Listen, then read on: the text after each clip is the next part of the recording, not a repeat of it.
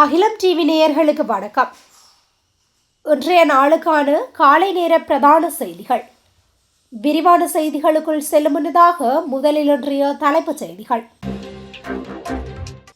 தையிட்டி விகாரைக்கு எதிர்ப்பு, பிரித்தானியாவில் தமிழ் மக்கள் வலிமை காட்டிய போராட்டம். சாரதி அனுமதி பத்திரம் தொடர்பில் வெளியான புதிய அறிவிப்பு.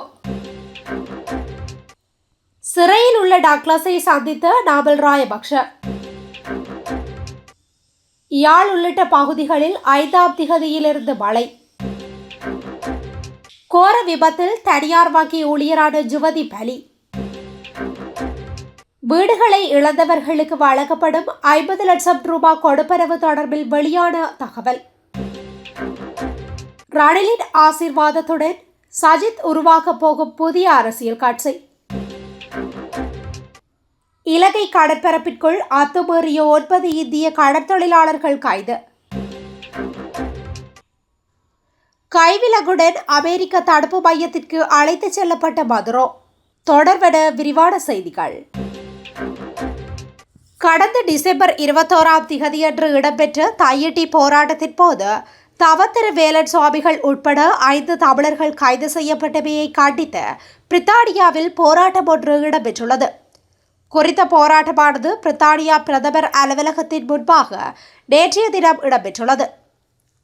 தாயகத்தில் தையிட்டியில் சட்டவிரோதமாக அமைக்கப்பட்ட விகாரைக்கு எதிராக தமிழ் மக்களால் முன்னெடுக்கப்படும் தொடர் போராட்டத்தில் கடந்த டிசம்பர் 21ஆம் திகதியன்று மதகுரு வேலன் சுவாமிகள் உட்பட 5 தமிழர்கள் இலங்கை போலீசாரால் கைது செய்யப்பட்டனர்.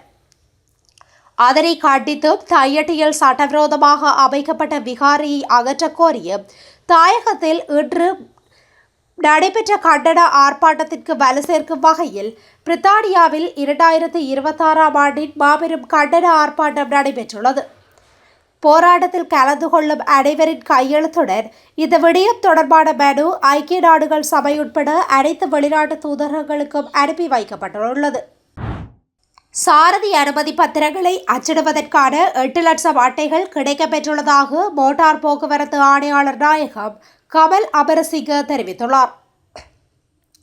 தற்போது அட்டை விநியோக நடவடிக்கைகள் துரிதப்படுத்தப்பட்டுள்ளன. இதுவரை 2,40,000 சாரதி அனுமதி பத்திரங்கள் அச்சிடப்பட்டு அவற்றை விநியோகிக்கும் பணிகள் ஆரம்பிக்கப்பட்டுள்ளன. தற்போது தற்காலிகமாக சாரதி அனுமதி பத்திரம் வைத்திருக்கும் அனைவருக்கும் எதிர்வரும் பிப்ரவரி 28ஆம் திகதிக்குள் நிரந்தர அட்டைகளை அச்சிட்டு வழங்க நடவடிக்கை எடுக்கப்பட்டுள்ளது. அட்டை தட்டுப்பாடு காரணமாக சுமார் 4.5 லட்சம் பேருக்கு தற்காலிக அனுமதி பத்திரங்களை வழங்கப்பட்டிருந்தன. இதில் எஞ்சியுள்ள 2,10,000 அட்டைகளும் பிப்ரவரி இறுதிக்குள் அச்சிடப்பட்டு விநியோகிக்கப்படும். பொதுவாக மாதத்திற்கு 60,000 முதல் 80,000 புதிய சாரதி அனுமதி பத்திரங்கள் அச்சிடப்படுகின்றன. தற்போது போதியளவு அட்டைகள் ஆர்டர் செய்யப்பட்டுள்ளதால் இனிவரும் காலங்களில் அட்டை தட்டுப்பாடு ஏற்படாது என ஆணையாளர் நாயகம் உறுதியளித்துள்ளார். EPDPயின் செயலாளர் நாயகமும் முன்னாள் அமைச்சருமான டக்ளஸ் தேவானந்தவை நாடாளுமன்ற உறுப்பினர் நாமல் ராயபக்ஷ நேற்று சந்தித்துள்ளார். டக்ளஸ் தேவானந்தா துப்பாக்கி காணாமல் போன வழக்கில் கைது செய்யப்பட்டு விளக்கமறியலில் வைக்கப்பட்டுள்ளார். இந்நிலையில் நாமல் ராயபக்ஷ மகர சிறைச்சாலைக்கு சென்று டக்ளஸை சந்தித்து நலம் விசாரித்துள்ளார். மகர சிறைச்சாலை வளாகத்தில் வைத்து ஊடகங்களிடம் கருத்து வெளியிட்ட நாமல் MP புலி டயஸ்போராக்களை திருப்திப்படுத்துவதற்காகவே டக்ளஸ் கைது செய்யப்பட்டுள்ளார் என குற்றம் சாட்டினார். டக்ளஸ் தேவானந்தாவுக்கு இராணுவத்தால் வழங்கப்பட்ட துப்பாக்கிகளில் ஒன்று பாதாள உலக குழு உறுப்பினர் வசம் சென்ற விவகாரம் தொடர்பிலேயே டக்ளஸ் தேவானந்தா அண்மையில் கைது செய்யப்பட்டிருந்தார். குற்றப்புலனாய்வு திணைக்களத்தின் ஆட்கொலை விசாரணை பிரிவினரால் கைது செய்யப்பட்ட அவர் கம்பஹா நீதவான் நீதிமன்றத்தில் முற்படுத்தப்பட்ட பின்னர் எதிர்வரும் 9ஆம் திகதி வரை விளக்கமறியலில் வைக்கப்பட்டுள்ளார். ஜனவரி 5ஆம் திகதியிலிருந்து எதிர்வரும் நாட்களில் வடக்கு, கிழக்கு மற்றும் ஊவா மாகாணங்களில் மழை நிலைமை அதிகரிக்கும் என எதிர்பார்க்கப்படுவதாக வளிமண்டலவியல் திணைக்களம் எதிர்வு கூறியுள்ளது. குறித்த விடயத்தை வளிமண்டலவியல் திணைக்களம் நேற்று வெளியிட்டுள்ள அறிக்கையில் குறிப்பிட்டுள்ளது. கிழக்கு மற்றும் ஊவா மாகாணங்களிலும் பொலனறுவை, மாத்தளை மற்றும் நுவரெலியா மாவட்டங்களிலும் அவ்வப்போது மழை பெய்யக்கூடிய சாத்தியம் காணப்படுகின்றது. வடக்கு மாகாணத்திலும் அனுராதபுரம் மற்றும் ஹம்பாந்தோட்டை மாவட்டங்களிலும் பல தடவைகள் மழை பெய்யும் என எதிர்பார்க்கப்படுகின்றது. நாட்டின் ஏனைய பிரதேசங்களில் சில இடங்களில் பிற்பகல் 2 மணிக்கு பின்னர் மழையோ அல்லது இடியுடன் கூடிய மழையோ பெய்யக்கூடிய சாத்தியம் காணப்படுகின்றது. மத்திய மலைநாட்டின் கிழக்கு சரிவு பகுதிகளிலும் வடக்கு, வடமத்திய, வடமேல் மற்றும் கிழக்கு மாகாணங்களிலும் ஹம்பாந்தோட்டை, ஹம்பஹா, கொழும்பு மற்றும் மொனராகலை மாவட்டங்களிலும் அவ்வப்போது மணித்தியாலத்துக்கு 50 கிலோமீட்டர் வரையான வேகத்தில் பலத்த காற்று வீசக்கூடும் என எதிர்பார்க்கப்படுகின்றது. 2 வாகனங்கள் நேருக்கு நேர் மோதிய கோர விபத்தில் யுவதி ஒருவர் பரிதாபகரமாக உயிரிழந்துள்ளார். இந்த துயர சம்பவம் காலி நெலுவை பிரதேசத்தில் நேற்று சனிக்கிழமை மாலை இடம்பெற்றுள்ளது. ஹயஸ் வேன் ஒன்றும் கார் ஒன்றும் மோதியே இந்த விபத்து சம்பவித்துள்ளது. இதன்போது காரை செலுத்தி சென்ற 26 வயது யுவதி சம்பவ இடத்திலேயே உயிரிழந்துள்ளார். தனியார் வங்கியொன்றில் பணியாற்றும் மேற்படி யுவதி வேலை முடித்து வீடு திரும்பும் வழியிலேயே விபத்தில் சிக்கியுள்ளார்.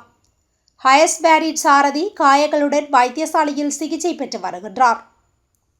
2 வாகனங்களிலும் சாரதிகளை தவிர வேறு எவரும் பயணிக்கவில்லை என்று தெரிவித்த காவல்துறையினர் விபத்து தொடர்பில் விசாரணைகளை மேற்கொண்டு வருகின்றனர்.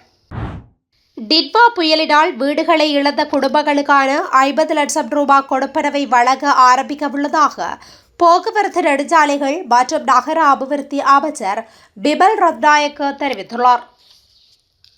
அத்தோடு குறித்த கொடுப்பனவை ஜனவரி மாதத்தின் முதல் 10 நாட்களுக்குள் வழங்க தீர்மானித்துள்ளதாக அவர் குறிப்பிட்டுள்ளார். மேலும் அனர்த்தம் இடம்பெற்று 1 மாதம் கடப்பதற்கு முன்னர் சேதமடைந்த வீதிகளை புனரமைப்பு செய்யவும் அவர் தெரிவித்துள்ளார்.